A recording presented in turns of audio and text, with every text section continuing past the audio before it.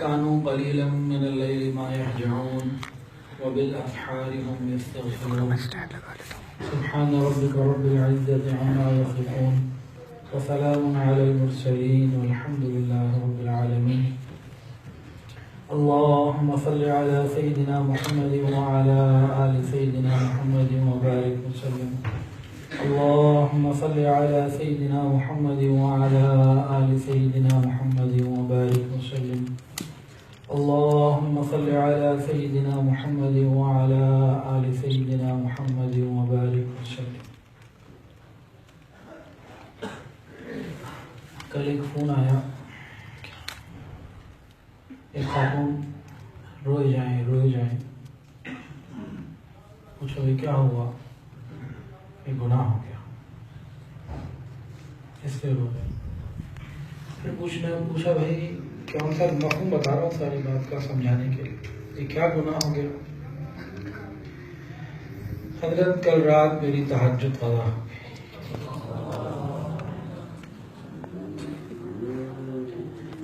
ان کے مقام کے حساب سے کچھ بات اللہ نے دل میں ڈالی تو ان کو سمجھائی. بڑوں نے باتیں کچھ لکھی ہیں، وہ کوئی ایسا بندہ ہو تو اس کو سمجھائی جانے والی ہیں. ہم تو عام سے بندے ہیں، ہمیں وہ ہائی میتھمیٹکس سمجھ ہی نہیں آئے گی. یہ کل کی بات ہے. 2-3 دن پہلے مجھے مولانا مختار صاحب نے پیغام دیا کہ آپ لوگوں نے بلایا ہے اور تہجد کے بارے میں بات کرنے کو کہا ہے. تو کل یہ فون آ گیا. تو کچھ باتیں ہوں گی فضائل کے حساب سے، کچھ طریقہ کار کے اعتبار سے، اور کچھ تھوڑا سا نا نشتر لگایا جائے گا. اعتراض کرنے کے لیے نہیں، احساس دلانے کے لیے. کئی سال پرانی بات ہے، یہی تہجد کے بیان میں نے ایک مسجد میں کیا، وہاں ریگولر میرا بیان ہوتا تھا. تو چند باتیں میں نے ذرا احساس دلانے کے لیے کہہ دی. اس کے بعد 2 سال تک انہوں نے بلایا ہی نہیں کہ یہ اعتراض کرتے ہیں ہمارے اوپر. اب پتہ نہیں آپ لوگ دوبارہ بلائیں گے کہ نہیں بلائیں گے. آج تو آ گئے نا تو بات پوری کر کے جائیں گے، ڈرنا تو نہیں. جو بات ہے وہ احساس دلانے کے لیے. کل قیامت کے دن کی عورت بھی کھڑی ہوگی اللہ کے سامنے، جس کو تہجد کے فوت ہو جانے کے اوپر اتنا غم ہے کہ رو رہی ہے. میں اور آپ بھی کھڑے ہوں گے کہ فرض نمازوں کا بھی ہم میں سے کتنوں کو احساس ہی نہیں ہوتا. تکبیر اولیٰ نکل جاتی ہے، احساس نہیں ہوتا. مسجد مدرسے کے ماحول میں رہتے ہوئے احساس نہیں ہوتا. تکبیر اولیٰ نکل جاتی ہے، دوڑے ہوئے آ رہے ہوتے ہیں، دوسری رکعت میں شامل ہو رہے ہوتے ہیں. یہ کیسے اللہ کو جواب دیں گے؟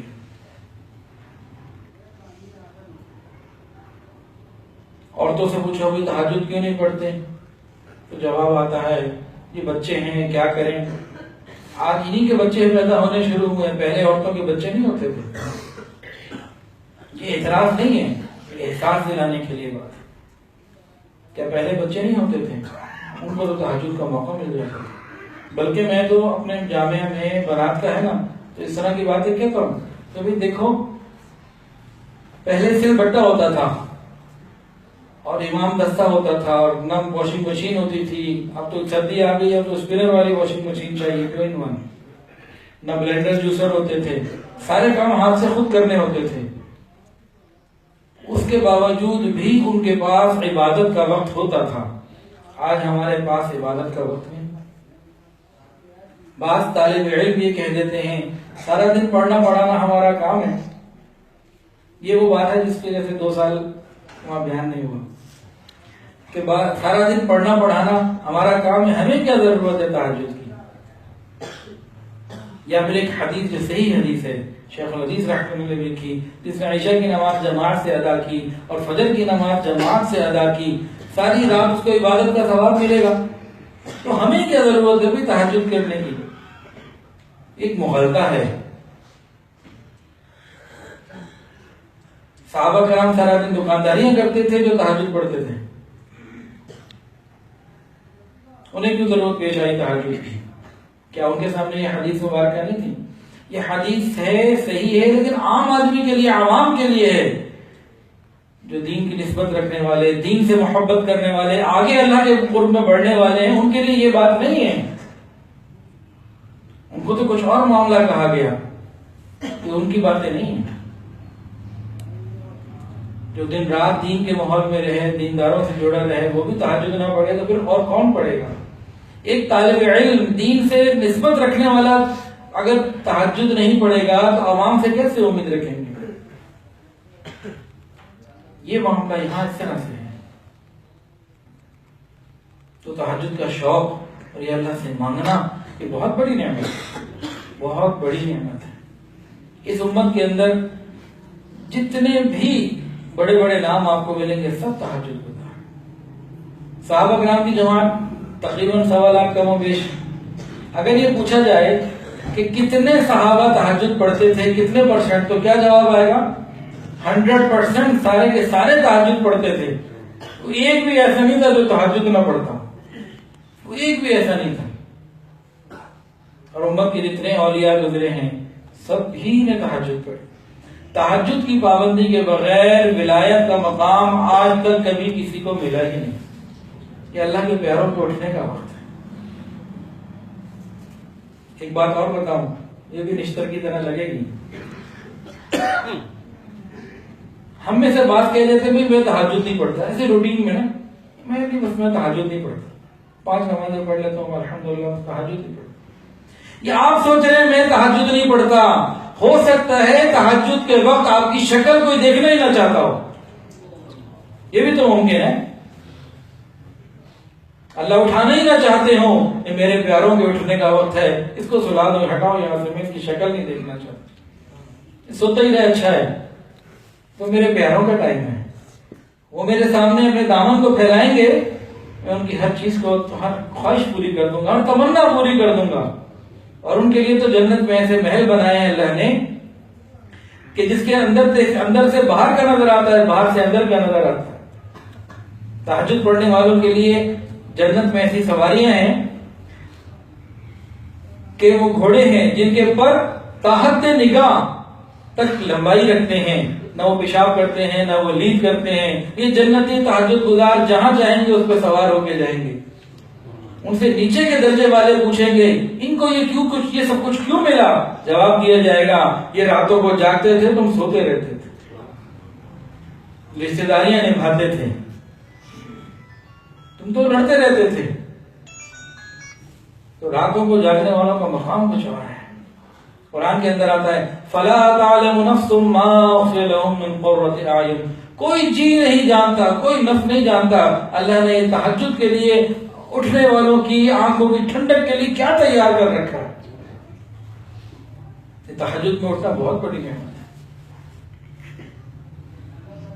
قیامت کے دن آواز لگے گی. وہ کہاں ہیں وہ لوگ جن کے بستر پہلوؤں سے جدا رہتے تھے، جن کے پہلو بستروں سے جدا رہتے تھے؟ کہاں ہیں وہ لوگ؟ تو حدیث میں اندر آتا ہے کچھ لوگ اٹھیں گے لیکن وہ تھوڑے ہوں گے. اٹھیں گے ضرور لیکن تھوڑے ہوں گے.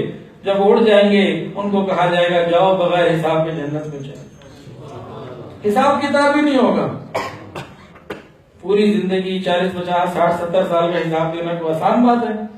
تو یہ بہتر نہیں ہے کہ ہم رات کو آدھا گھنٹہ اٹھ کے تہجد پڑھ لیں، کچھ دعاؤں میں وقت گزار لیں، ذکر وغیرہ کر لیں اور بغیر حساب کے جنت میں چلے. کیا بہتر ہے؟ روز آدھا گھنٹہ 23.5 گھنٹے اپنی مرضی سے اپنے گزارے، آدھا گھنٹہ تو رات کو تنہائی میں اللہ کو دے دینا. فرض تو پورے کرنے ہی کرنے ہیں، فرض کے اوپر کوئی مزیداری والی بات نہیں ہے. طلباء کے لیے عام آدمی فرض پورے کر لے اس کو ہم سلام کرتے ہیں، بھائی بہت بہترین کام کیا آپ نے. طلباء سے فرائض پورے کریں تو ان کو تو کوئی نمبر نہیں ملیں گے. ایک اور آپ کو مثال دیتے ہیں، آسان سی بات سمجھ میں آ جائے گی. دیکھیں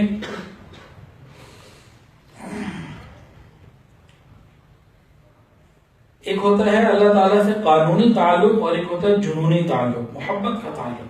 دونوں میں فرق ہے. ایک مثال سے اس کو سمجھاتے ہیں قانونی اور جنونی تعلق کو. ایک گھر بن رہا تھا تو مالک مکان نے کچھ مزدور بلائے ہوئے تھے، وہ روز آتے کام کرتے، رات کو اپنی اجرت لیتے اور چلے جاتے. کئی مہینے یہ سلسلہ چلتا رہا.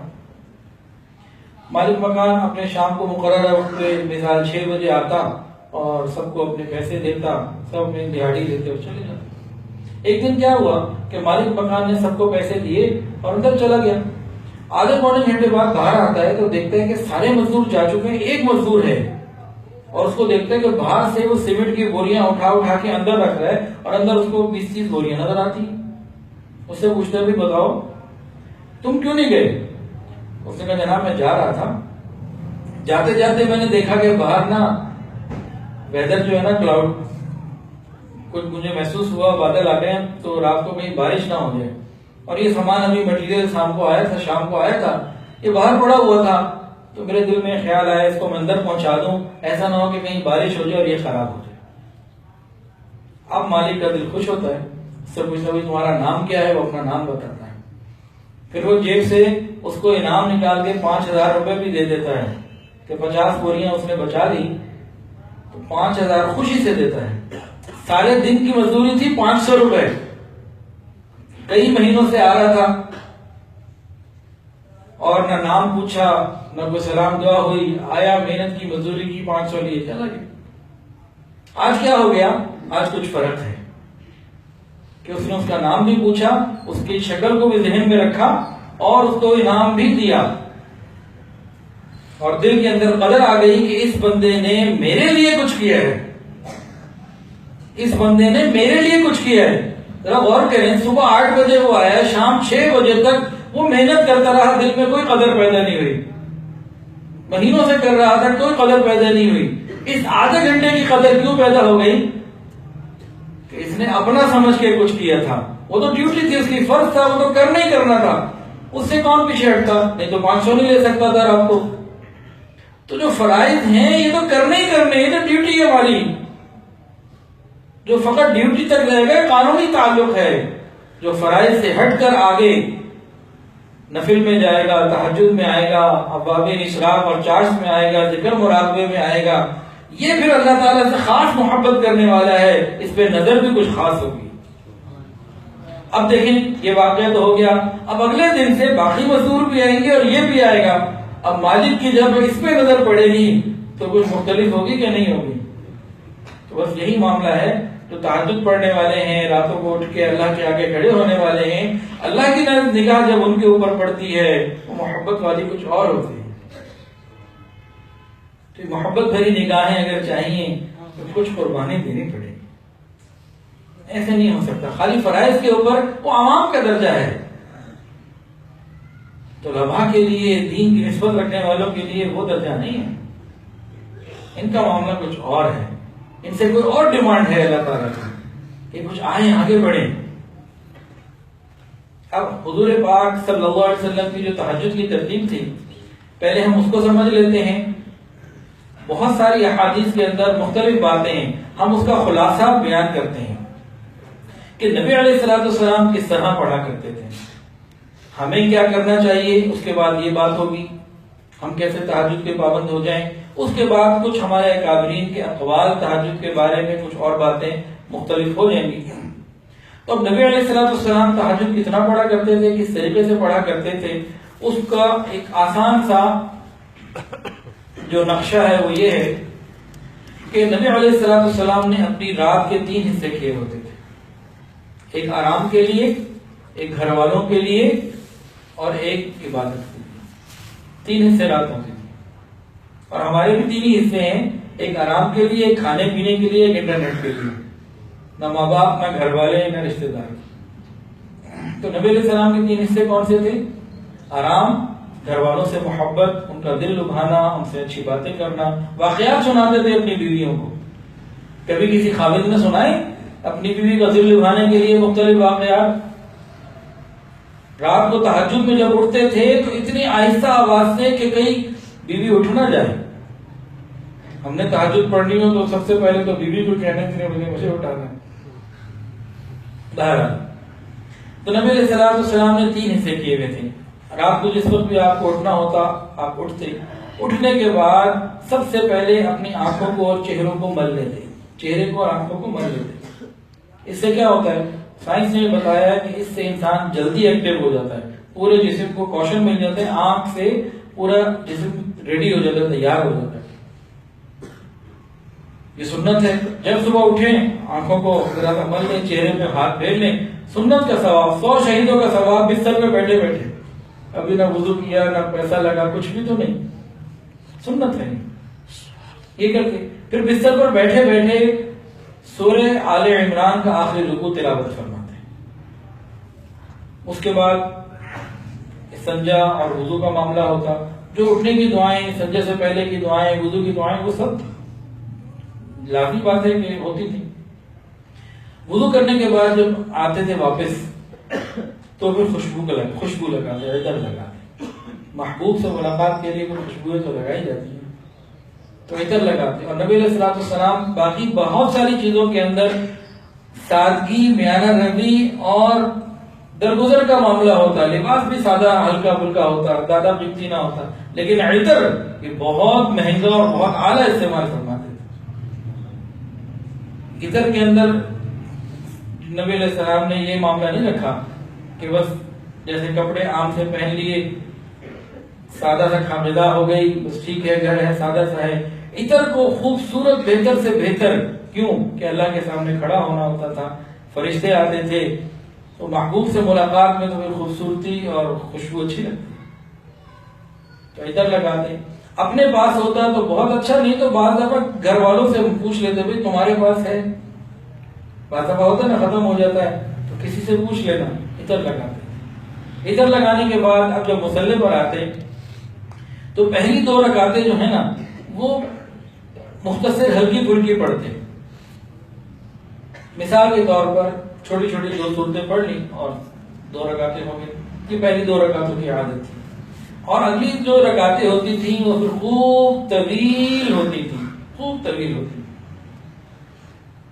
اور کتنی طویل ہوتی تھیں اس کے بارے میں ایک حدیث کے اندر تو یہ آتا ہے کہ آپ کے قدم مبارک متورم ہو جاتے تھے, اتنا اللہ کے سامنے کھڑے ہوئے تھے, پاؤں میں ورم آ جاتا اتنا. اور ایک اور حدیث کے اندر آتا ہے, ایک صحابی فرماتے ہیں کہ میں ایک دفعہ جا رہا تھا, مطلب مجھے جو خیال آیا کہ نبی علیہ السلام کے پیچھے میں نماز پڑھوں, میں نے دیکھا آپ نے نیت باندھ لی ہے نماز کی, تہجد کی, اللہ اکبر کہا, سورہ فاتحہ پڑھی, تو میں بھی پیچھے کھڑا ہو گیا. اب سورہ فاتحہ کے بعد سورہ بقرہ شروع ہو گئی, الف لام میم ذالک الکتاب لا ریب فیہ, تلاوت ہوتی رہی, پہلی رکعت ہے. تو کہتے ہیں کہ میرے دل میں آیا جب 100 رکعت پوری ہو جائے گی تب نبی علیہ السلام رکوع کر لیں گے پہلی رکعت. آپ تلاوت فرماتے رہے اور 100 رکعت بھی ہو گئی, رکوع نہ ہوا, آگے تلاوت جاری رکھی. ابھی کہتے ہیں جب 200 رکعتیں پوری ہو جائیں گی نا, اب تو پہلی رکعت کا رکوع ہو جائے گا. اب جناب وہ 200 رکعتیں بھی ہو گئی, رکوع نہ ہوا, تلاوت چل رہی, تلاوت چلتی رہی. پھر کہیں گے اچھا سورہ بقرہ جو 2.5 سپارے کی سورت ہے اس کو مکمل کر کے تو رکوع ہو ہی جائے گا. اور جناب سورہ بقرہ بھی مکمل ہو گئی, رکوع نہ ہوا, اب آل عمران شروع کر دی, تلاوت جاری ہے, پیچھے کھڑے ہیں. پھر دل میں خیال آتا ہے اچھا سورہ آل عمران جب پوری ہوگی نا, 3.25 پارے, اب تو رکوع ہو ہی جائے گا. پھر بھی رکوع نہیں ہوا, تلاوت چلتی رہی چلتی رہی چلتی رہی. پھر سورہ نساء شروع ہو گئی. سورہ نساء جب شروع ہوئی اور وہ مکمل ہوئی, اس وقت حضور علیہ السلام نے 5.25 سپارے پہلی رکعت میں پڑھ کر پہلی رکعت کا رکوع کیا. یہ تہجد کی ترتیب ہوگی. کبھی آدھی رات تہجد, کبھی 1/3 رات تہجد, اور کم کم ایسا بھی ہوا کہ ساری رات عبادت.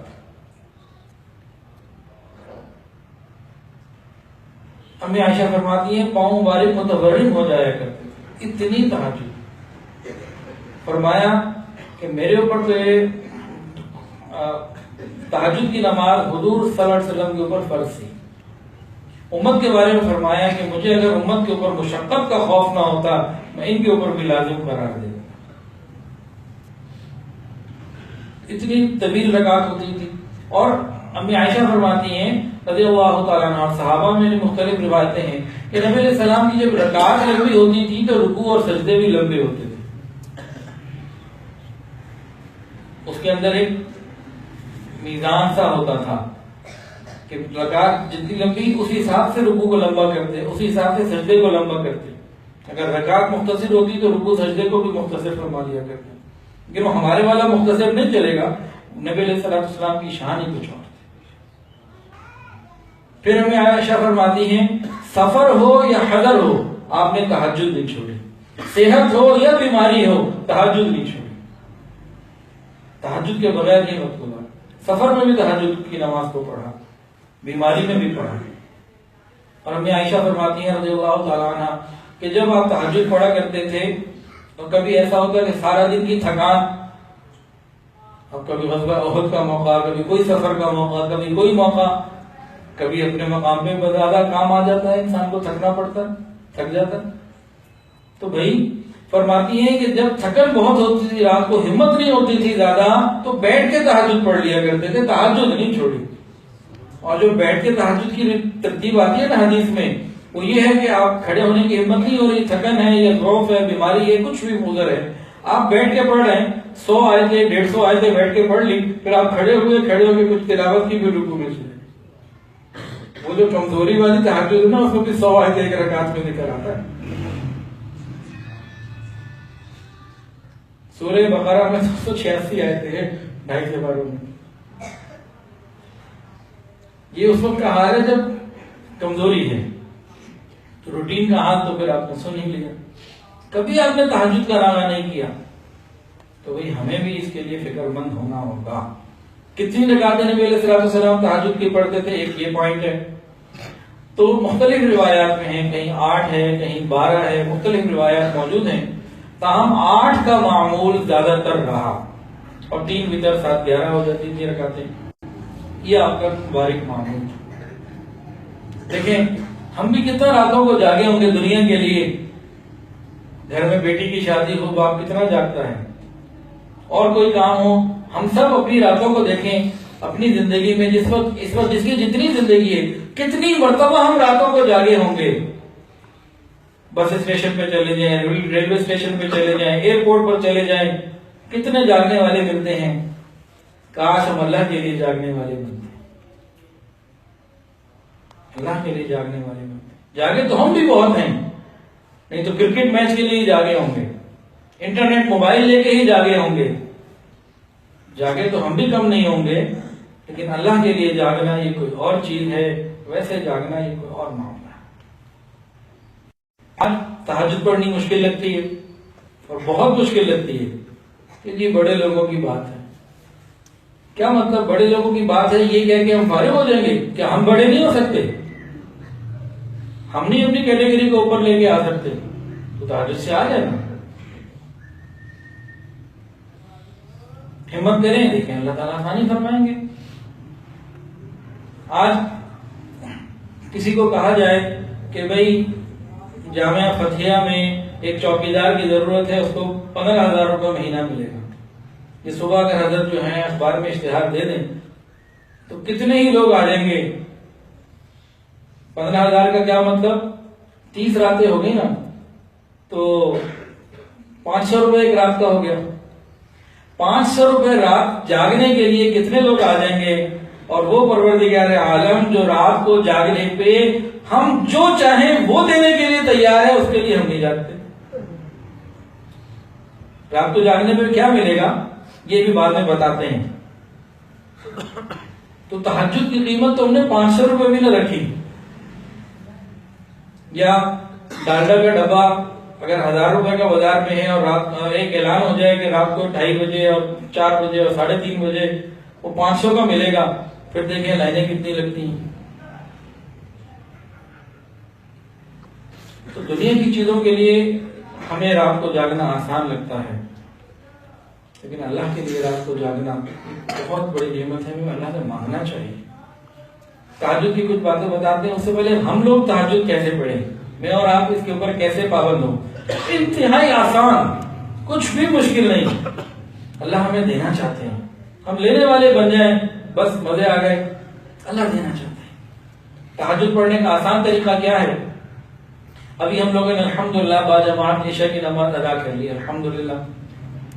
اس وقت ہم تہجد پڑھ سکتے ہیں، ابھی یہی مسجد میں جانے سے پہلے تہجد پڑھ سکتے ہیں۔ تہجد کے لیے سونا اور بیدار ہونا یہ اس کی ضروریات میں سے نہیں ہے، یہ واجب نہیں ہے کہ جی بغیر سوئے تہجد پڑھ ہی نہیں سکتے۔ بالکل پڑھ سکتے ہیں، فقہاء نے یہ بات لکھی ہوئی ہے، آج کے علماء کی بات نہیں ہے، یہ بڑے فقہاء امام ابو حنیفہ رحمۃ اللہ علیہ، امام محمد رحمۃ اللہ علیہ، ان کے زمانے کی بات ہے، اس وقت سے یہ بات چلی آ رہی ہے۔ تو بغیر سوئے بھی تہجد پڑھ سکتے ہیں۔ ہم کیا کریں، آج سے اور ابھی سے ارادہ کر لیں، اللہ آج کے بعد ہر رات میں تہجد پڑھ کے سوؤں گا، اس کے بغیر میں نہیں سوؤں گا۔ اور ہم یہ بھی نہیں کہتے کہ جی شروع میں 8 رکعتوں کی روٹین بنائیں، بھئی 2 کر کے 4 رکعت کی روٹین بنا لیں، اور عشاء کی نماز پڑھی 2 کر کے 4 رکعت تہجد کی نماز پڑھ لیں۔ اب آپ تہجد گزار ہو گئے، اب شب جمعہ میں یا کوئی چھٹی کا موقع ہے کہ بھئی اگلا دن چھٹی کا ہے، اب کیا کریں، اس میں آخر شب میں اٹھنے کی فکر کریں۔ رمضان میں تو اٹھتے ہی ہیں نا، سحری کرتے ہیں تو تہجد بھی پڑھ لیتے ہیں، غیر رمضان میں بھی ہم اس ٹائم پہ اٹھ کر چند رکعت پڑھنے کا معمول شروع کریں، ہفتے میں 1 دفعہ 2 دفعہ کرتے کرتے یہ روٹین بن جائے گی، اور ہمیں آخر وقت کی تہجد ملنا شروع ہو جائے گی۔ اچھا، یہ جو شروع والی تہجد ہے نا عشاء کے فوراً بعد والی، یہ معمولی بات نہیں ہے۔ یا دیکھیں کوئی بینک مینیجر ہو اور وہ اپنے کلرک کو بولے کہ جتنے اکاؤنٹ ہولڈر ہیں ان کی لسٹ مجھے لا کے دو، تو لسٹ لے آئے گا جی اس میں اتنے 1000 لوگ ہیں، 2 ہیں کہ 3000 ہیں۔ اس لسٹ کو جب دیکھے گا تو اس میں کچھ ایسے لوگ ہوں گے جن کے اکاؤنٹ میں صرف 100-200 روپے ہوں گے، کچھ لاکھوں والے بھی ہوں گے، کچھ کروڑوں والے بھی ہوں گے۔ لیکن جب اس نے اکاؤنٹ ہولڈر کا بولا نا کہ اکاؤنٹ ہولڈر کے لسٹ لے آؤ، وہ 150 والے بھی اکاؤنٹ ہولڈر میں ہیں، اکاؤنٹ ہے ان کا، چاہے بیلنس زیادہ نہ ہو۔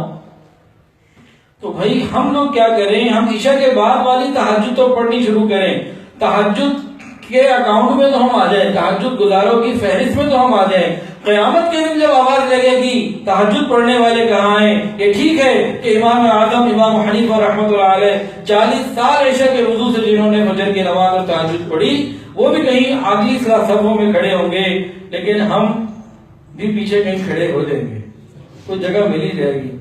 جب وہ آواز لگے گی تہجد پڑھنے والے کہاں ہیں، انشاءاللہ یہ بھی کھڑے ہو جائیں گے۔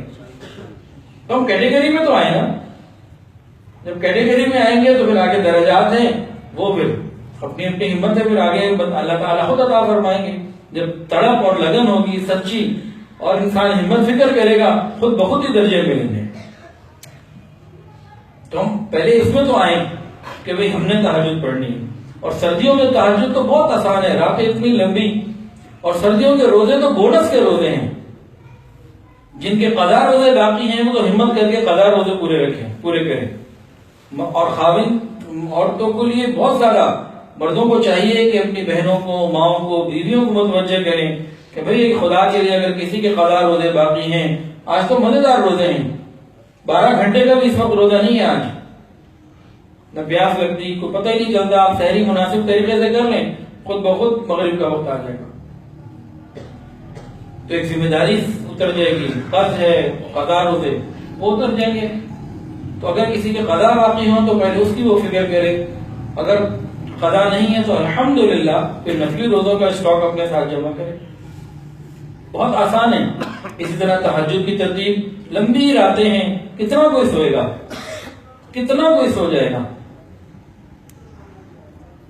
اگر لایانی سے اپنے آپ کو بچائے، فضول چیزوں سے اپنے آپ کو بچائے تو بہت آسانی سے تہجد پڑھ سکتا ہے۔ اچھا، حضور علیہ السلام کی ترتیب یہ تھی،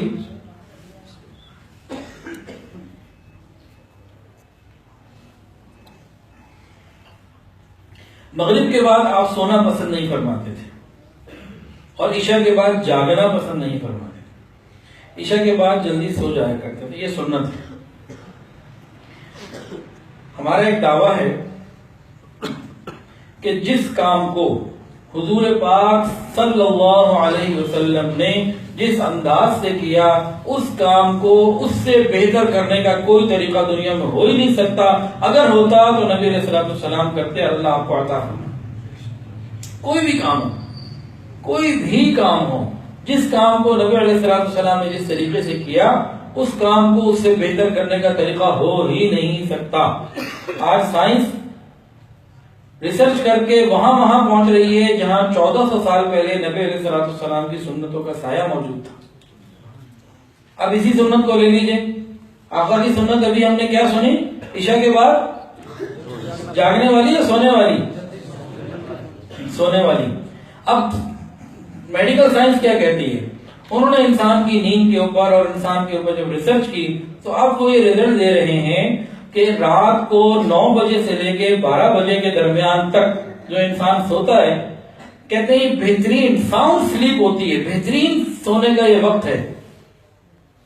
اور 2 اس کے اندر فائدے بتاتے ہیں. وہ کہتے ہیں کہ اس میں 1 گھنٹہ سونا 3 گھنٹے کی نیند کے برابر ہے.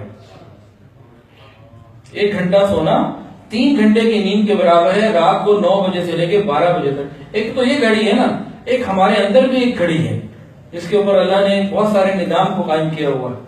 وہ فطرت کا نظام ہے، وہ آگے پیچھے نہیں ہوتا. اس کو ہم جب ڈسٹرب کرتے ہیں پھر بیمار ہوتے ہیں، پریشانیوں میں جاتے ہیں. اللہ کا ایک نظام ہے. وہ جو نظام ہے وہ یہ بنا ہوا ہے کہ 9 سے 12 بجے تک اگر سوئیں گے تو 1 گھنٹے کی نیند 3 گھنٹے کے برابر. ایک بات سائنس نے یہ بتائی. دوسری وہ یہ کہتے ہیں کہ اس خاص ٹائم کے اندر جب انسان سو جاتا ہے یا سونے کے لیے لیٹ جاتا ہے، بالکل ریلیکس ہو جاتا ہے، انسان کے اندر ایک ہارمون پیدا ہوتا ہے. وہ ہارمون اس کے ذہن کے لیے بہت مفید ہوتا ہے. مختلف چیزوں کے لیے وہ ہارمون بہت مفید ہوتا ہے. اور وہ 9 سے 12 کے درمیان ہی پیدا ہوتا ہے 24 گھنٹوں میں. نہ اس کے بعد کی نیند سے پیدا ہوتا ہے، نہ دن کی نیند سے پیدا ہوتا. تو فطرت، نبی علیہ السلام کی سنت اور سائنس پہنچی نا وہاں پہ. اس کے بعد سائنس یہ کہتی ہے 12 بجے سے لے کے 2 بجے تک کا جو سونا ہے، کہتے ہیں یہ بھی بہت اچھا ہے. یہ 1 گھنٹے کا سونا 1 گھنٹے کی نیند پوری ہے. یہ برابر سرابر ہے. وہ 1 گھنٹہ 3 گھنٹے کے برابر ہے اور یہ 1 گھنٹہ 1 گھنٹے کے برابر ہے. اب جو 9 بجے سو جائے اور ایسی کوالٹی والی اس کو نیند ملے تو 2 بجے آنکھ کھلے گی کہ نہیں کھلے گی؟ کتنا کوئی سوئے گا؟ اس کے بعد ایک اور عجیب بات آج سائنس بول رہی ہے. کیا کہہ رہی ہے؟ کہ رات 2 بجے سے لے کے صبح 5 بجے تک کا جو وقت ہے وہ کہتے ہیں یہ یادداشت کے لیے بہترین وقت ہے. کچھ بھی یاد کر دو، یہ سائنسدان کہتے ہیں. تو نبی علیہ السلام کی زندگی میں دیکھے تو یاد الہی کے لیے وقت ہے. ہمارے مدارس میں اب تو بہت کم ہو گیا، نہیں تو تہجد کے وقت اس کی کلاسیں لگتی ہیں، تہجد کے وقت پڑھائیاں ہوتی ہیں کہ وہ وقت یادداشت کے لیے بہترین وقت ہوتا ہے. اب ذکر مراقبہ، یاد الہی ہو یا قرآن کو یاد کرنا ہو، سبق کو یاد کرنا ہو، بہترین وقت ہے. اس کے بعد ایک اور عجیب بات کرتے ہیں، کہتے ہیں صبح کا سونا، دن کا سونا جو ہے نا، وہ یہ کہتے ہیں کہ 3 گھنٹے سونا 1 گھنٹہ نیند کے برابر ہے. فجر کے بعد انسان سوئے، دن میں کسی وقت سوئے، کہا 3 گھنٹے کا سونا 1 گھنٹے کی نیند ملے گی. آپ قیمت دے رہے ہیں 3 گھنٹہ اور چیز لے رہے ہیں 1 گھنٹے کی. اب ہمیں اگر 6 گھنٹے کی نیند پوری کرنی ہو، کہتے ہیں نا 6-7 گھنٹے سونا چاہیے، تو ہمیں کیا کرنا چاہیے؟ ہمیں تو ایسا کرنا چاہیے کہ اس فجر کے بعد سو جائیں اور رات تک سوتے ہی رہیں تاکہ نیند پوری ہو جائے. ایسے ہی کرنا چاہیے کہ رات کو تو سونا نہیں ہم نے. تو پھر یہ ایک طریقہ ہے. اور دوسرا طریقہ وہی ہے کہ نبی کی سنت پر ہم آ جائیں، رات کو جلدی سوئیں. تو یہ چند باتیں تو تھی نبی علیہ السلام کی تہجد کے بارے میں. اب تہجد پڑھنے کی فضیلت کیا ہے؟ اللہ اکبر کبیرہ.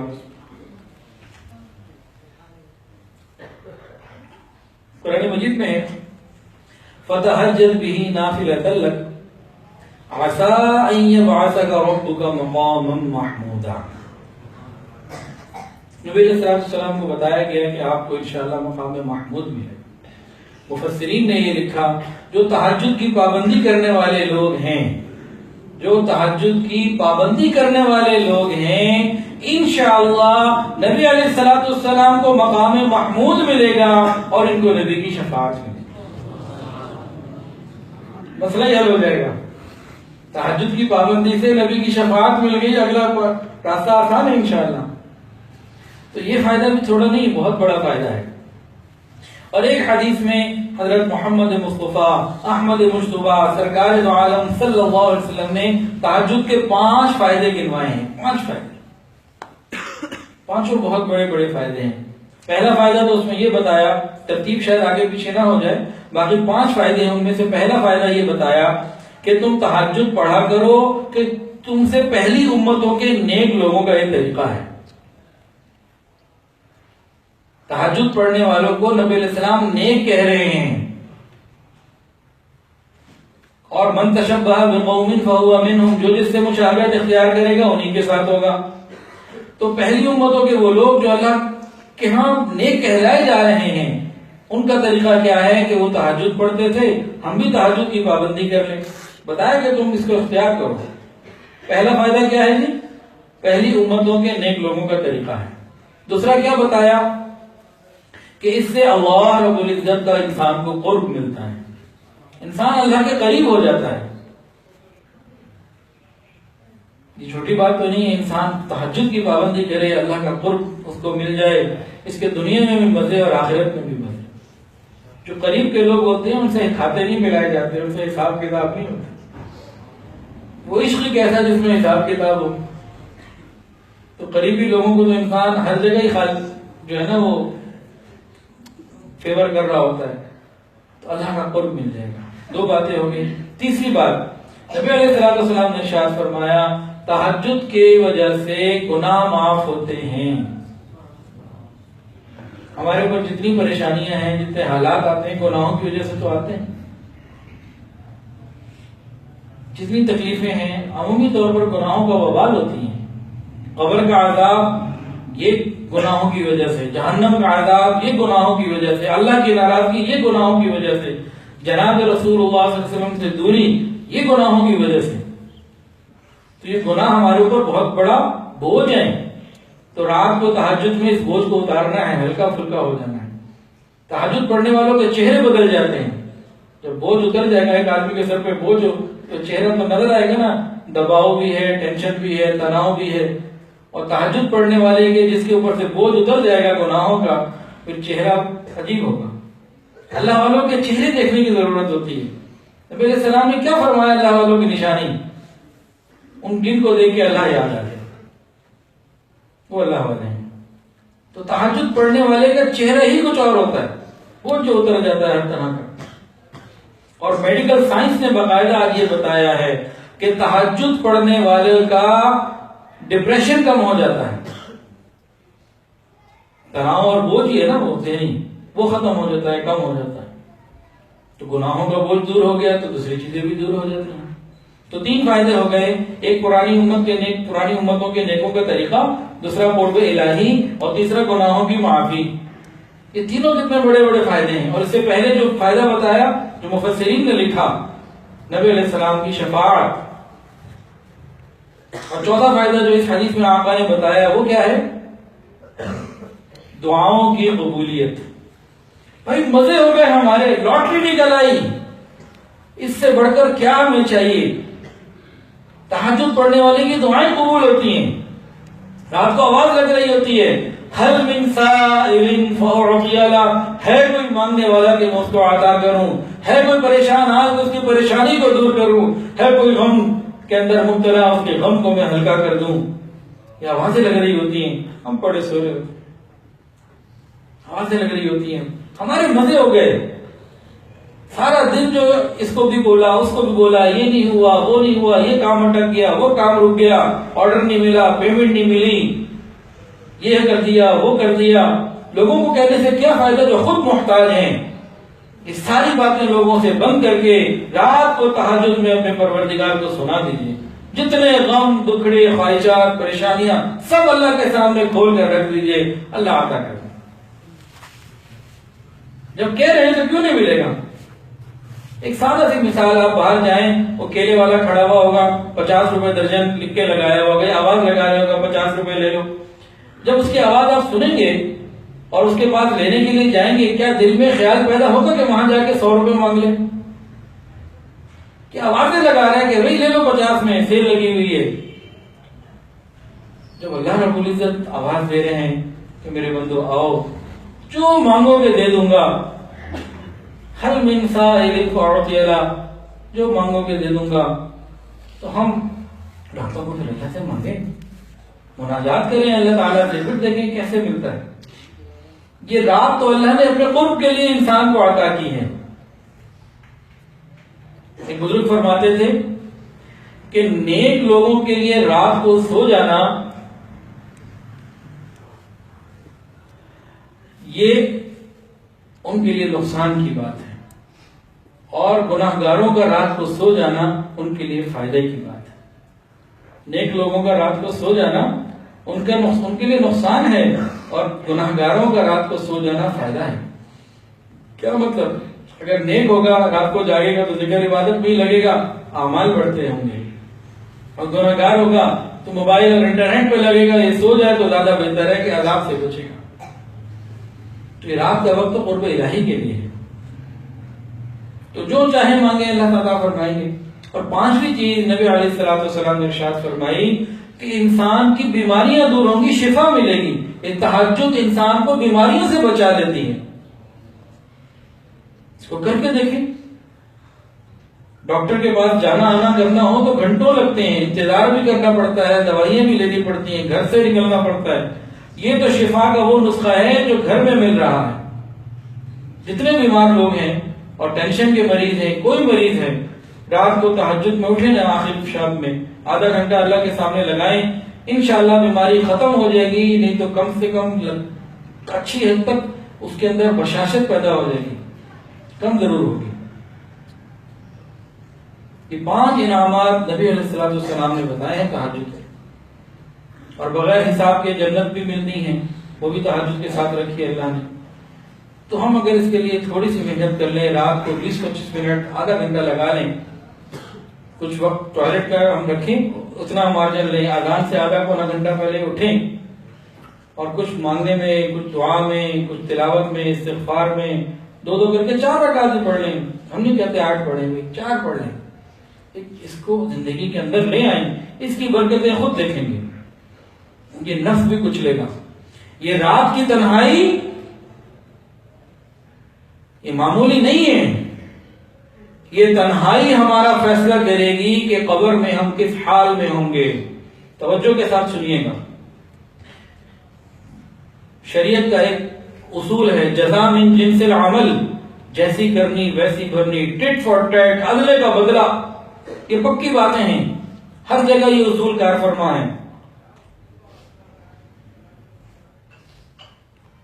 ہماری یہ تنہائی جو ہمارے اختیار میں ہے، چاہے تو اس کو عبادت کے ساتھ گزار کے اللہ کا قرب لے لیں، چاہے تو نامحرموں کے ساتھ کرو بات ساری رات، موبائل کے اوپر اس کو گزار کے اپنی آخرت خراب کر لیں۔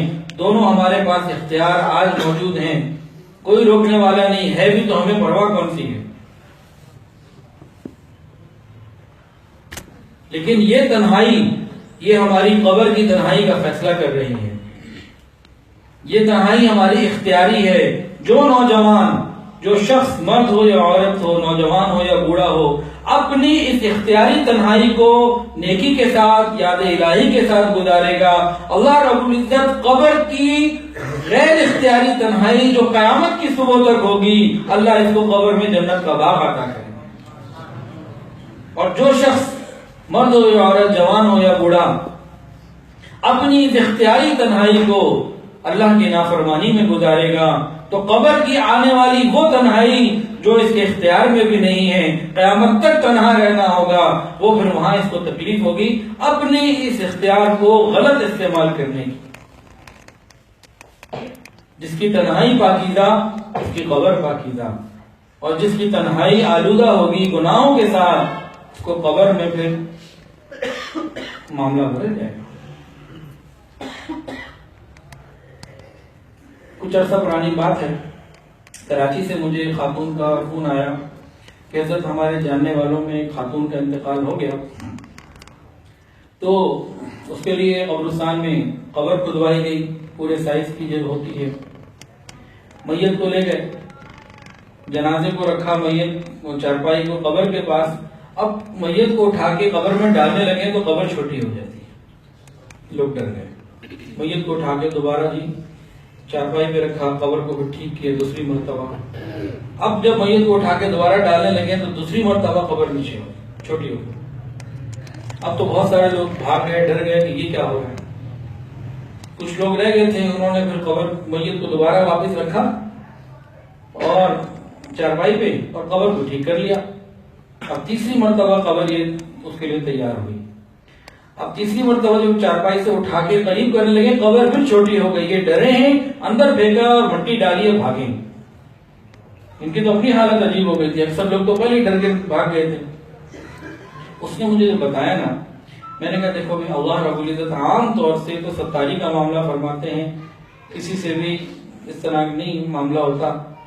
تو کیسی زندگی ہے اللہ جانے, اور مردہ جانے کیا اس کے ساتھ اندر ہو رہا ہے.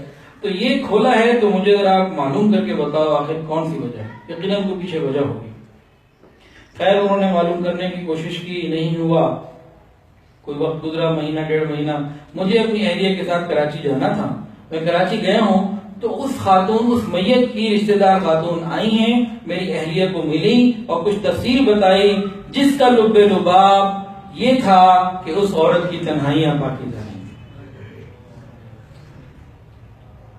تو یہ رات کی تنہائی ہمارے اختیار میں ہے. اللہ کا قرب لے کے جنت کے مقامات حاصل کر لیں, بغیر حساب کے جنت میں چلے جائیں, یا پھر اپنے لیے قبر کے اندر مسائل کا یہ تیار کریں.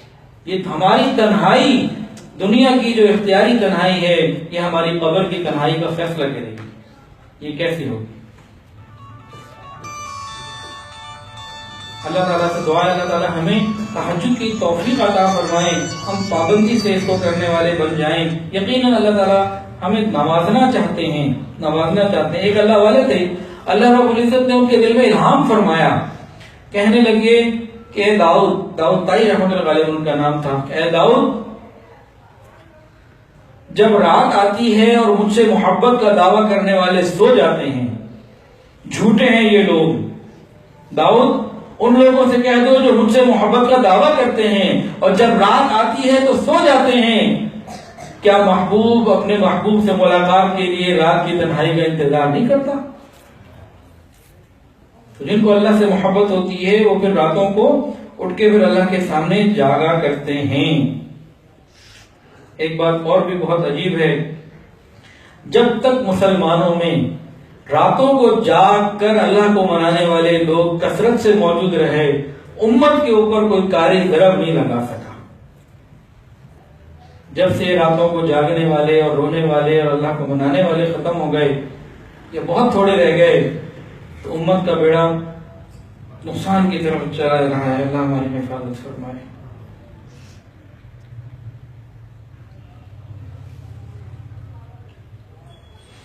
ایک اللہ والے فرماتے تھے, علی بن بکار رحمۃ اللہ علیہ, کہ 40 سال سے مجھے کسی چیز نے غم نہیں دیا سوائے فجر کے طلوع ہونے کے, کہ رات چلی جاتی. انسان محبوب کے ساتھ بیٹھا ہو اور پھر ڈسٹربنس آ جائے اور تو تیسرا آ جائے, کتنی کوفت ہوتی ہے.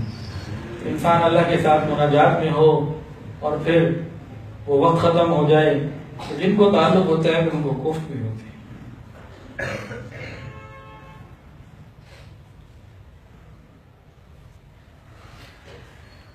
اللہ اکبر کبیرہ.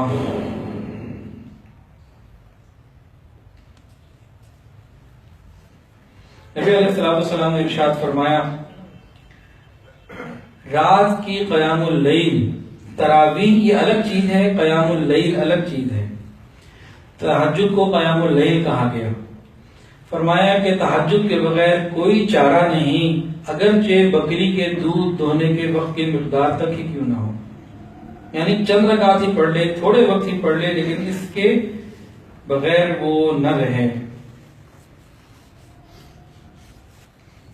قیام اللیل کے بارے میں علماء نے لکھا کہ یہ کمتر کو معزز کر دیتا ہے, نیچے والے کو اونچا کر دیتا ہے.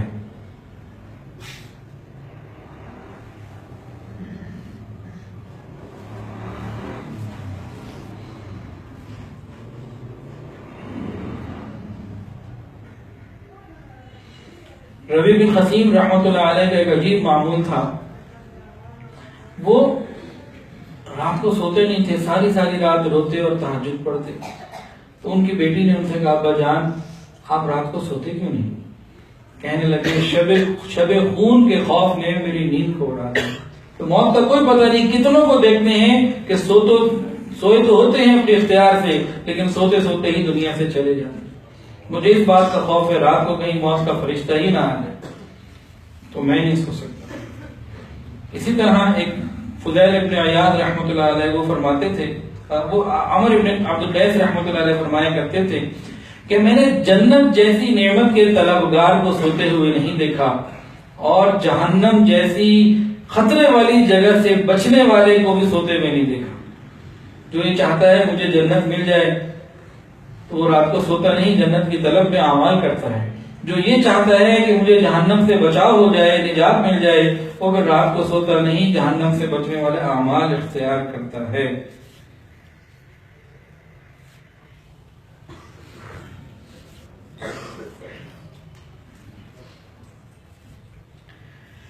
رات کے وقت میں نے اپنے شیخ سے حضرت حافظ پیر ذوالفقار احمد نقشبندی دامت برکاتہ عالیہ سے یہ حدیث کئی مرتبہ سنی کہ جب رات کو انسان سوتا ہے نا تو جب تہجد کا خاص وقت آتا ہے تو اللہ رب العزت جو ہیں فرشتوں کی 3 ٹیمیں بنا کے دنیا میں بھیجتے ہیں۔ 3 ٹیمیں ہوتی ہیں۔ ایک کا کام کیا ہوتا ہے؟ کچھ لوگ ایسے ہوتے ہیں جو جاگ رہے ہوتے ہیں، کہا جاتا ہے ان کی میں شکل بھی نہیں اس وقت دیکھنا چاہتا، ان کو سلا دو۔ یہ بیٹھے ہوتے ہیں انٹرنیٹ پہ، فیس بک پہ، گپوں میں یا کسی بھی چیزوں میں، کرکٹ میں، کھیل کود میں، نمازیں نہیں خط پڑی ہوتی اور لگے ہوتے ہیں اپنی بات چیت میں اور سوچ رہے ہوتے ہیں کہ ساری رات کریں گے، لیکن آپ دیکھیں کہ ساری رات کا سوچنے والے تہجد کا جب وقت قریب آتا ہے اس وقت سو جاتے ہیں، سوتے نہیں کو سلا دیا جاتا ہے۔ ہم کہتے ہیں ہم تہجد نہیں پڑھتے، کیا پتا ہمیں سلا دیا جاتا۔ ہم ارادہ تو کر کے بیٹھے تھے کہ صبح تک جو ہے نا ہم جو کر رہے ہیں ساری رات کریں گے، لیکن جب وہ مقبول وقت آتا ہے تو بھی نیند آ جاتی ہے، سو جاتے ہیں۔ دوسری کیٹیگری کون سی ہے کہ اللہ رب العزت فرشتوں کو بھیجتے ہیں کہ جاؤ میرے یہ پیارے پیارے بندے سو رہے ہیں، ان کو پر مار کے جگا دو۔ یہ اٹھیں گے، اپنا دامن میرے سامنے پھیلائیں گے، میں جھولیوں کو بھر دوں گا، میں ان کی آرزوؤں کو پورا کر دوں گا، میں ان کی تمناؤں کو پورا کر دوں گا۔ یہ میرے در پر آئیں گے، میں چاہتا ہوں اس وقت یہ اٹھے اور مجھ سے مانگیں، میں ان کی ضروریات کو پورا کروں، یہ مجھے اچھے لگتے ہیں، جاؤ میرے پیارے ہیں ان کو اٹھاؤ۔ تو دنیا میں میسج آتا ہے نا، تو یہ اللہ تعالیٰ بھی اپنے محبوب بندوں کو میسج بھیجتے ہیں، فرشتوں پر مار کے اٹھا دیتے ہیں۔ ایک اور بھی کیٹیگری ہوتی ہے، کچھ اور بھی لوگ ہوتے ہیں، اللہ تعالیٰ فرشتوں کو فرماتے ہیں کہ دیکھو یہ سارا دن میری محبت میں گزارنے والے، راتیں میری محبت میں گزارنے والے یہ لوگ ہیں، دین کا کام کرنے والے لوگ ہیں، ابھی ذرا اپنی بدن کو آرام دینے کے لیے سوئے ہوئے ہیں، تم جاؤ ان کو اٹھا دو، اگر یہ اٹھ جائیں تو بھی میرے پیارے، سوتے رہے تو بھی میرے پیارے۔ کچھ ایسے بھی لوگ ہیں۔ ہم کس کیٹیگری میں آ رہے ہیں یہ بھی سوچنے کی بات ہے، ہم کدھر کھڑے ہیں؟ ہمیں سلایا جاتا ہے یا بلایا جاتا ہے؟ کچھ کو تو بلایا جاتا ہے نا اپنے دربار میں، اور کچھ کے لیے دروازے بند کر دیے جاتے ہیں کہ میرے پیاروں کا وقت ہے، ان کو نہ اٹھ، ان کو یہ نہ ہو کہ وہ مجھ سے مانگ رہے ہو، میں ان کے لیے رحمت کے فیصلے کر رہا ہوں، ان چند کی تو میں شکل بھی نہیں دیکھنا چاہتا، سلا دو۔ اس وقت سوتے ہی رہے تو اچھا۔ ہم کدھر ہیں؟ اپنے آپ کو ہم دیکھیں، ہم کہاں ہیں؟ ہم اللہ سے مانگیں، یقیناً مانگیں گے ضرور مل جائے گا۔ اور عشاء کے بعد آپ تہجد پڑھنا شروع کر دیں۔ میں اپنا واقعہ سناتا ہوں، بہت پرانی بات ہے، حضرت جی سے شروع کا رابطہ تھا، تو ایک دن مجھ سے پوچھ لیا تہجد کا، تو سر جھکا دیا، چپ ہو گیا، تو پتہ لگ گیا، تو مجھے یہی نسخہ دیا کہ آپ عشاء کے بعد پابندی کریں۔ پابندی شروع کی، کرتے کرتے اللہ نے پھر آسانیاں عطا فرما دی اور الحمدللہ آخر حصے میں بھی اٹھنا بھی آسان ہو گیا۔ تو ابتدا ہوتی ہے اس میں کوئی حرج کی بات نہیں، کوئی شرمانے والی بات نہیں۔ اس وقت سے جو ہم کر سکتے ہیں ہم وہ اختیار کرنے ہیں، پھر اللہ وہ کرے گا جو وہ کر سکتا ہے۔ ہم اپنے اختیار کو بہت کم کریں نا، کوشش کرتے رہیں، ہمت کریں، اللہ تعالیٰ ضرور عطا فرمائیں گے۔ حسن بصری رحمۃ اللہ علیہ، ان کے پاس ایک نوجوان آیا، کہنے لگا حضرت رات کو تہجد کی توفیق نہیں ملتی۔ فرمایا اے دوست، اے پیارے، تو دن کے اعمال ٹھیک کر لے، رات کے اعمال کی توفیق وہ خود تجھے دے گا۔ ہم اپنے دن کو ٹھیک کر لیں، اپنے معاملات کو پاکیزہ کر لیں، اپنی باتوں کو پاکیزہ کر لیں، اپنی سوچ کو پاکیزہ کر لیں، اپنے ماحول کو پاکیزہ کر لیں، اپنی تنہائیوں کو، اپنی مجالس کو پاکیزہ کر لیں، پھر وہ خود اٹھائے گا۔ تو جو ہم کر سکتے ہیں ہم وہ کر لیں، باقی اس کے دربار میں درخواست پیش کر دیں، انشاءاللہ وہ خود اٹھائے گا۔ تو ولایت کے درجات، مقامات، گناہوں کی معافی، یہ سارا کچھ اللہ رب العزت نے رات کی تہجد و مناجات میں رکھا ہے۔ ایک اور بات یاد آ گئی، وقت بھی تقریباً پورا ہو جائے گا، ہو رہا ہے۔ اس واقعے کے اندر وہ سبق ہے، رات کی مناجات کی لذت، یہ بہت بڑی نعمت ہے۔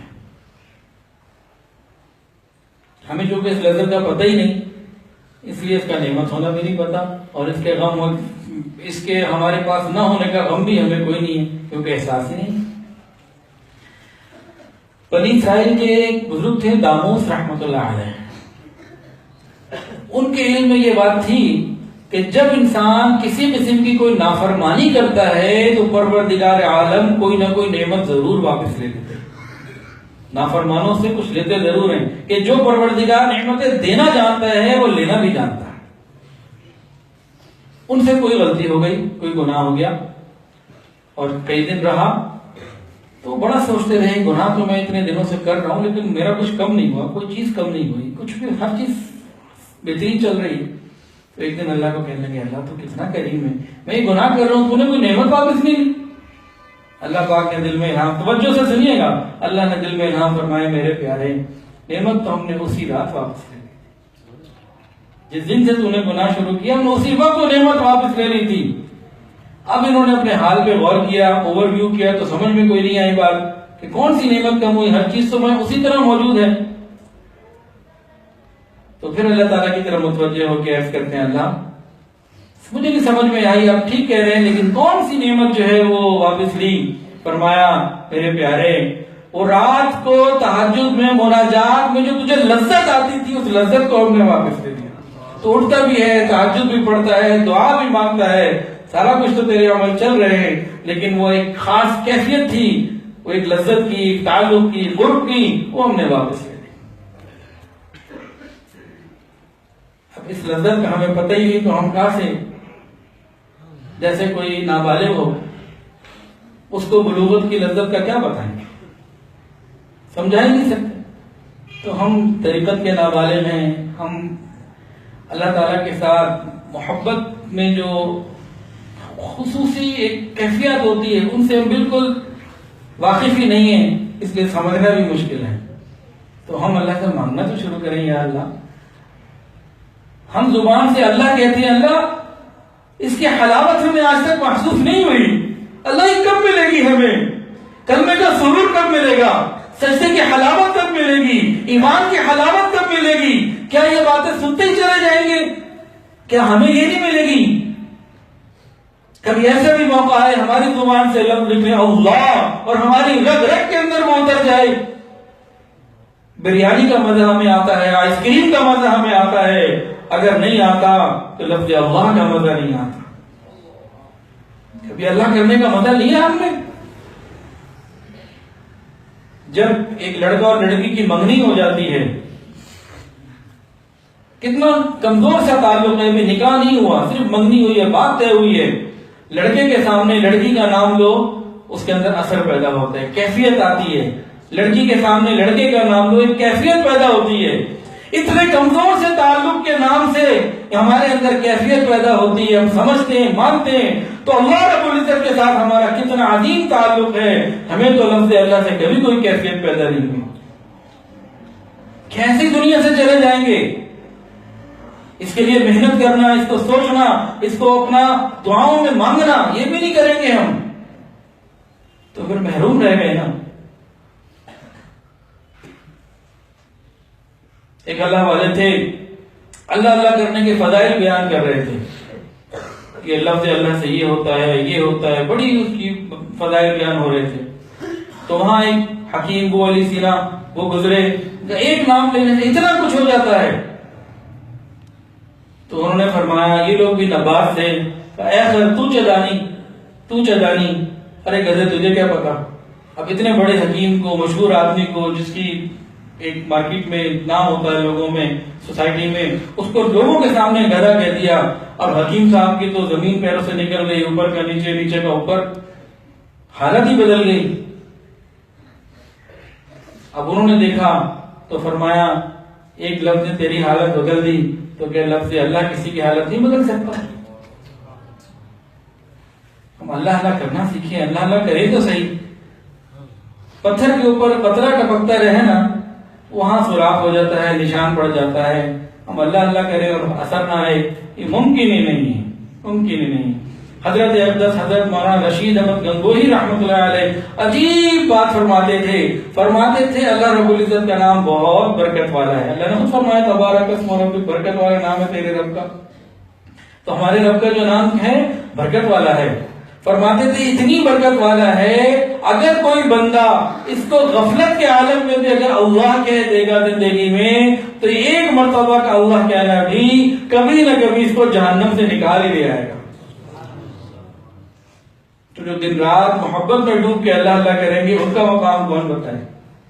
ایک دفعہ ایک شخص حضرت جی کے پاس آ گیا، کہنے لگا یہ کیا ہر وقت اللہ اللہ کرتے رہتے ہیں، اللہ اللہ کرنا کرانا، یہ کیا آپ کو اور کوئی کام نہیں ہے؟ تو حضرت جی فرماتے ہیں کہ میں نے اس کے ہاتھ جوڑے، اس کو کہا بھائی قیامت کے دن اللہ کو یہی کہہ دے رہا کہ اللہ اللہ ہی کرتا تھا۔ اللہ اللہ کرنا یہ چھوٹی بات تو نہیں ہے۔ ہم نے اگر اپنے تعلق کو اللہ سے دیکھنا ہو کتنا ہے تو کیسے چیک کریں گے؟ مصلی میں بیٹھ کے مصلی کو دیکھیں ہم کتنا وقت دیتے ہیں۔ جن کا اللہ سے تعلق ہوتا ہے وہ مصلی کو وقت دیا کرتے ہیں، ورنہ اس کے نیچے کانٹے لگے ہوتے ہیں، نظر نہیں آتے، بیٹھنے نہیں دیتا۔ فرض پورے کیے، سلام پھیرا، باہر۔ ویسے دعوے کرنا، بیان کرنا، باتیں کرنا بہت آسان ہے، اپنے تعلق کو پروردگار کے ساتھ دیکھنا ہے کہ کتنا مضبوط ہے۔ تو دیکھیں مصلی کو کتنا وقت دے رہے ہیں، فرض نماز کی بات نہیں ہو رہی، یاد الہی کی بات ہو رہی ہے، کتنا وقت دے رہے ہیں معلوم ہو جائے گا۔ جن کو اللہ سے تعلق ہوتا ہے وہ پھر مصلی کو وقت دیا کرتے ہیں، وہ پھر نفل کی عبادت میں، ذکر مراقبے میں اور فکر میں لگتے ہیں، پھر اللہ تعالیٰ ان کو یہ رحمتیں اور نعمتیں عطا فرماتے ہیں۔ تو یہ کچھ نعمتیں ایسی ہیں جو ہمارے اکابرین کے پاس تھیں، اور ابھی بھی چیدہ بزرگ ہیں جن کے پاس یہ نعمت موجود ہے۔ تو ہم اس نعمت کی فکر کر لیں اور اللہ سے مانگیں اللہ ہمیں نسبت کا نور عطا فرما دے، ولایت کا نور عطا فرما دے، علم بھی عطا فرما، نور نبوت بھی ہمیں چاہیے اور کیفیات نبوت بھی چاہیے، علوم نبوت بھی چاہیے اور نور نبوت بھی چاہیے، دونوں چیزوں کے ساتھ معاملہ بنے گا۔ آپ ماشاءاللہ طلباء ہیں، دین پڑھ رہے ہیں، علوم نبوت کے لیے اپنے آپ کو دن رات لگایا ہوا ہے، اسی علوم نبوت کے ساتھ نور نبوت کے لیے بھی تھوڑی سی فکر ہو جائے تو بس پھر نور علی نور ہوگا، اللہ تعالیٰ کی رحمتیں ہوں گی اور دنیا اور آخرت کی عزتیں اللہ رب العزت خود عطا فرمائیں گے۔ اور تہجد کے اندر تو بھائی عزتیں ہی عزتیں ہیں، علماء نے بات لکھی ہے کہ ہر پست کو بلند کر دیتا ہے، ہر ذلیل کو یہ معزز کر دیتا ہے۔ تہجد کا عمل اونچا لے جانے والا عمل ہے۔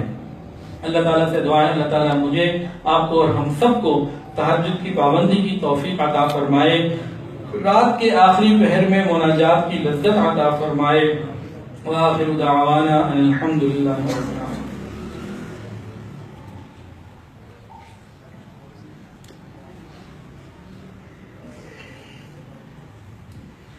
حضرت نے فرمایا تھا ذکر مراقبے کا، تو اس میں پھر پورا ہی کام کر لیتے ہیں۔ توبہ کے کلمات ابھی ہم پڑھ لیں گے۔ اگر کوئی بیعت ہونا چاہے تو وہ بیعت کی نیت کر سکتا ہے، توبہ کی نیت تو سب نے ہی کرنی ہے انشاءاللہ۔ اگر کوئی آدمی کسی اور سے بیعت ہے تو توبہ کی نیت وہ بھی کرے گا، کوئی پہلے سے بیعت ہے تو توبہ کے ساتھ وہ تجدید بیعت کی نیت کر لے گا۔ اگر کوئی ایسا ہے جو بیعت کسی سے ہے بھی نہیں اور ہونا بھی نہیں چاہتا، ابھی فی الحال اس سنت سے محروم ہی رہنا چاہتا ہے، تو بھائی وہ توبہ کی نیت سے پھر بھی خالی نہ رہے۔ تو ہم تمام لوگ توبہ کی نیت سے کلمات کو پڑھ لیں، اور اگر کوئی بیعت کی نیت کرنا چاہے تو وہ نیت کر سکتا ہے، اس کے بعد میں انشاءاللہ ذکر قلبی اور پھر دعا ہوگی۔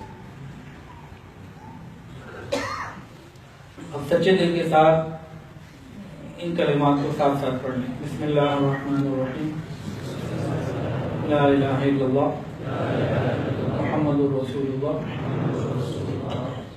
آمنت باللہ وملائکتہ وکتبہ ورسلہ والیوم الآخر والقدر خیرہ وشرہ من اللہ تعالی والبعث بعد الموت اشہد ان لا الہ الا اللہ واشہد ان محمدا عبدہ ورسولہ استغفر اللہ ربی من کل ذنب واتوب الیہ استغفر اللہ ربی من کل ذنب واتوب الیہ استغفر اللہ ربی من کل ذنب واتوب الیہ برحمتک یا ارحم الراحمین۔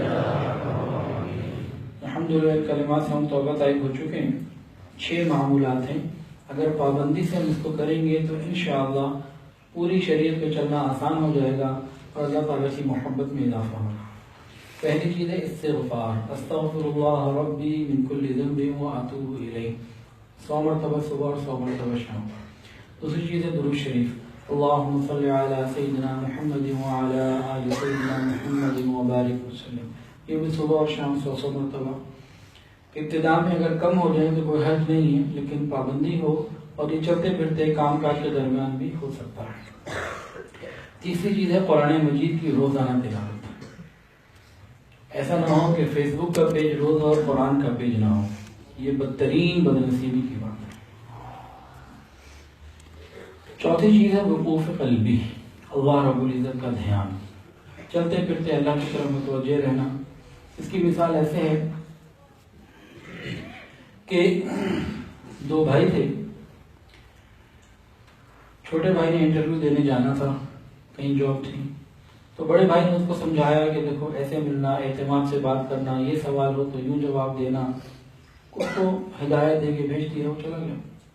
اب یہ بڑا بھائی اپنے آفس چلا گیا، اپنی ڈاک کو سمیٹا، اپنے کام کو دیکھا، اپنے باس سے ملا، کھانا کھایا، نماز پڑھی، اپنے سارے کام سمیٹے، شام کو 5 بجے 6 بجے آفس سے نکلا اور سیدھا اپنے گھر آیا تو سامنے بھائی بیٹھا۔ تو اس سے پوچھا بھائی کیا بنا تمہارے انٹرویو کا؟ سارا دن میں تمہارے خیال میں رہا، سارا دن میں تمہیں ہی سوچتا رہا، حالانکہ اس نے اپنے سارے کام کیے تھے، کوئی کام چھوڑا نہیں تھا۔